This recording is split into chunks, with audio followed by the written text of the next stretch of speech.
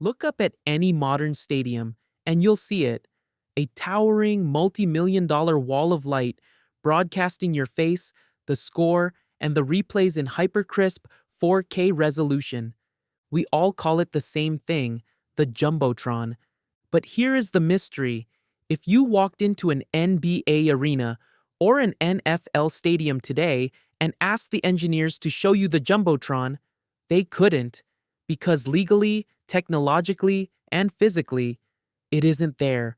The Jumbotron has been dead for decades. Yet, its ghost rules every stadium on Earth. How did a failed piece of 1980s hardware become the permanent name for giant screens?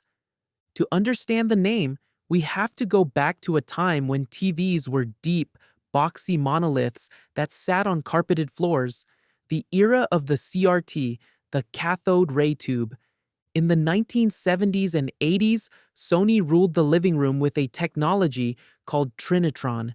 It used an electron gun to shoot beams of light at a glass screen coated in phosphor.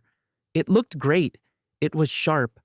But it had a massive structural flaw. If you tried to scale a Trinitron up to the size of a billboard, the glass required to withstand the internal vacuum would have to be feet thick. The screen would weigh hundreds of tons. It would implode under its own pressure. So, how do you build a TV for thousands of people outside? Mitsubishi figured it out first in 1980 with something called diamond vision, using thousands of tiny floodlight bulbs. Sony looked at that and said, "We can do better. We can build something jumbo."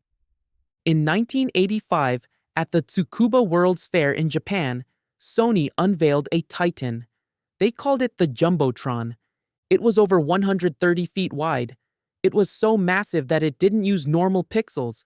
Instead, Sony invented something called the Trinilight.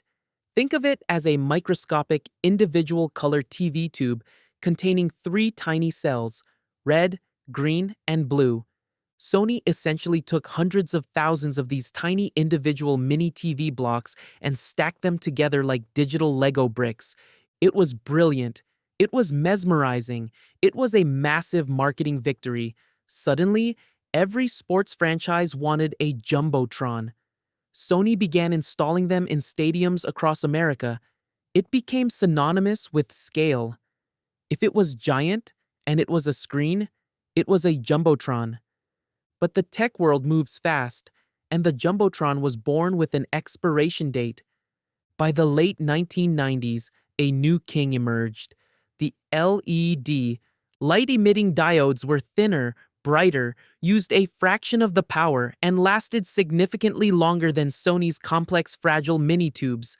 Sony realized the writing was on the wall. In 2001, they officially stopped manufacturing and selling the Jumbotron. The product line was killed off entirely. Today, the screens you see at major stadiums are manufactured by companies like Mitsubishi, Daktronics, or Panasonic. They are massive, state-of-the-art LED displays. Not a single component of Sony's original technology remains. In linguistics, there's a phenomenon called genericization. It's what happens when a brand name is so dominant, it swallows the concept whole. You don't ask for a plastic adhesive strip, you ask for a Band-Aid.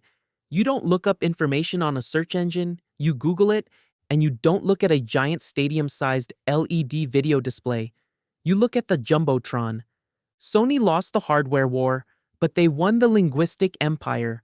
The next time you look up during a timeout to catch yourself on the big screen, remember, you're looking at a ghost, a brand that died a quarter century ago, forever frozen in our vocabulary at the top of the stadium roof.